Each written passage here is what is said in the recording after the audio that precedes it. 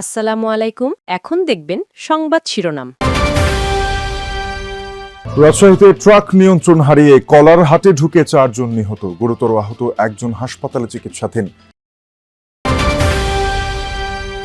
জন্ম নিবন্ধন সার্ভারে স্বয়ংক্রিয়ভাবে যাচাই করা যায় না এনআইডি, সুযোগ নিচ্ছে অসাধু জনপ্রতিনিধিরা। সুনামগঞ্জে 11 বছরের শিশুকে বিয়ে দেয়া হলো।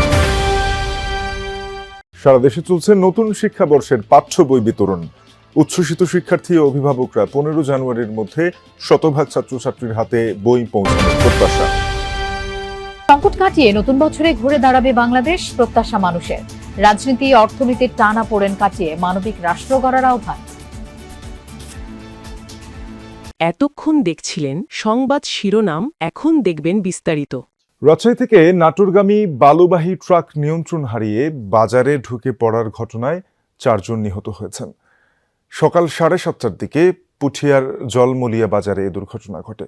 ফায়ার সার্ভিস জানায়, বালুবাহী ট্রাকটি রাজশাহী থেকে যাচ্ছিল নাটোর। এ সময় নিয়ন্ত্রণ হারিয়ে রাস্তার পাশে বসা কলার হাটে গিয়ে উল্টে পড়ে। ট্রাক চাপায় ঘটনাস্থলেই প্রাণ হারান 4 জন। একজনকে গুরুতর অবস্থায় উদ্ধার করে রাজশাহী মেডিকেলে পাঠানো হয়েছে। মরদেহগুলো পরিবারের কাছে হস্তান্তর করা হয়। পুলিশ জানায়, নিহতরা সবাই কলা ব্যবসায়ী। ঘাতক ট্রাকটি জব্দ করা হলেও পালিয়েছে চালক। শব্দ হলে দৌড় মারে আসে দেখি এই ঘটনা।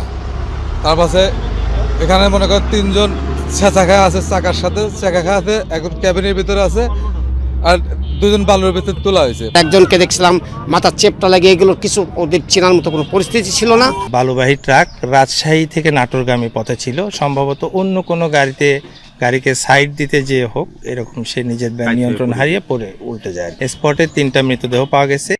মৃত 4 জনের মরদেহ পুলিশ উদ্ধার করে 4 জন পরিবারের কিন্তু যে লাশগুলো হস্তান্তর করা হয়েছে। এবং আমি রয়েছি এই কলা ব্যবসায়ী যিনি ছিলেন মুনকের, তার বাসায়। এখানে একটু দেখাই যে লাশ আনার পরেই আসলে স্বজনদের যে আহাজারি সেটি শুরু হয়েছে। পাড়া প্রতিবেশী আত্মীয় স্বজন তারা দেখতে আসছে, এবং পুলিশ যেমনটি বলছে যে মৃতদের স্বজনদের কাছে লাশ হস্তান্তর করার পরে এই তাদের যে ঘাতক ট্রাক, সেই ঘাতক ট্রাকের যারা সংশ্লিষ্ট ড্রাইভার সহ তাদের ধরতে কাজ চলছে। এবং এই ঘটনায় থানায় একটু অপমৃত্যুর মামলা করা হয়েছে, এবং পরিবার চাইলে আসলে নিয়মিত যে মামলা সেটিও নেওয়া হবে। তবে এই মুনকেরের বাসায় আমরা এসেছি, তাদের পরিবারের সাথে, তার স্ত্রীর সাথে আমার কথা হয়েছে।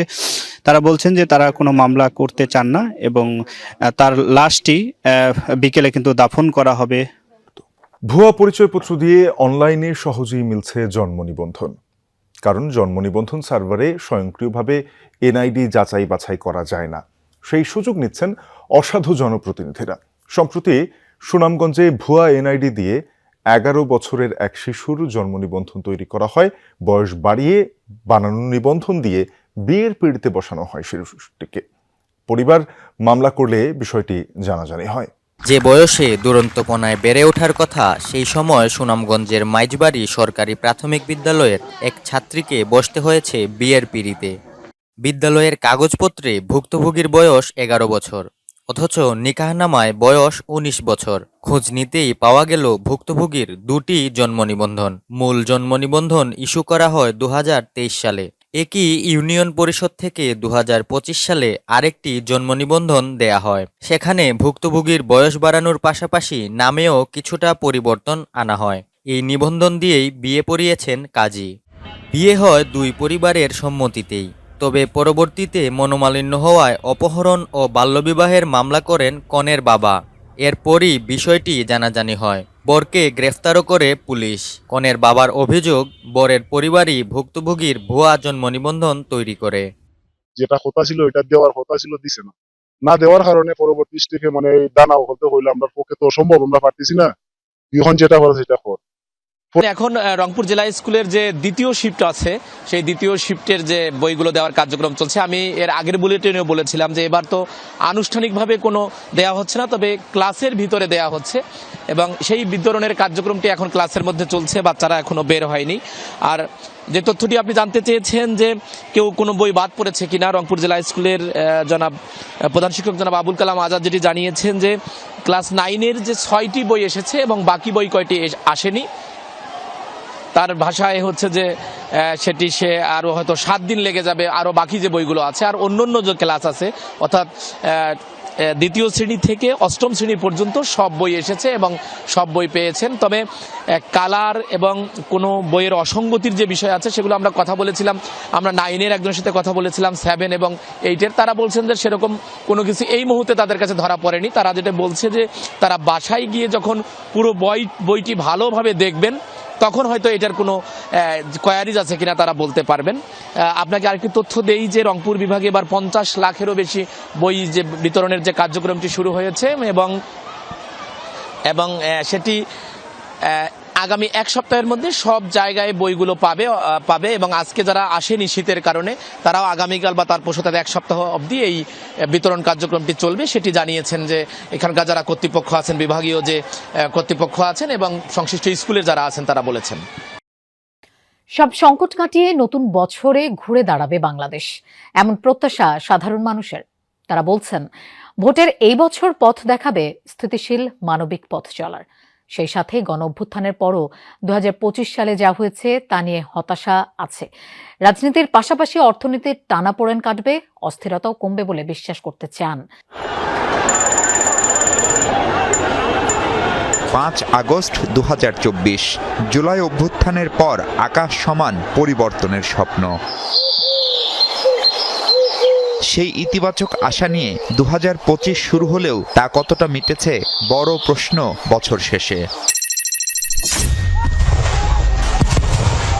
বিশেষ করে রাজনীতির নামে হানাহানি, আইন শৃঙ্খলা পরিস্থিতি, একটা অংশের আইন নিজ হাতে তুলে নেওয়ার প্রবণতা বছর জুড়েই ছিল চোখে পড়ার মতো। ফলে ইতিবাচক বহু কিছু ছাপিয়ে এসব ঘটনা দাগ ফেলেছে জনমনে। সিকিউরিটি আমাদের একান্ত প্রয়োজন ভাই, আমাদের সিকিউরিটির খুব অভাব। মারামারি, ধরাধরি, রাস্তায় কেস হয়। এখনো যখন আমি কোনো পোস্ট দিই এই মোরাল পুলিশিং এর ব্যাপারটা থাকে, তো এটা একটা ভয়ের ব্যাপার। আমি কখন টার্গেট হব আমি নিজেও জানি না।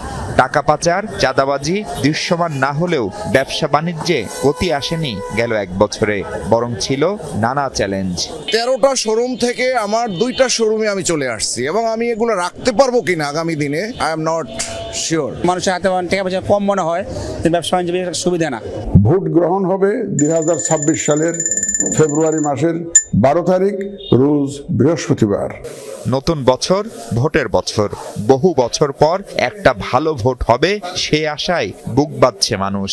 প্রত্যাশা একটাই, নির্বাচনের পর স্বাভাবিক হবে সবকিছু, গতি আসবে জীবনে, অর্থনীতিতেও, বন্ধ হবে সব ধরনের অস্থিরতাও।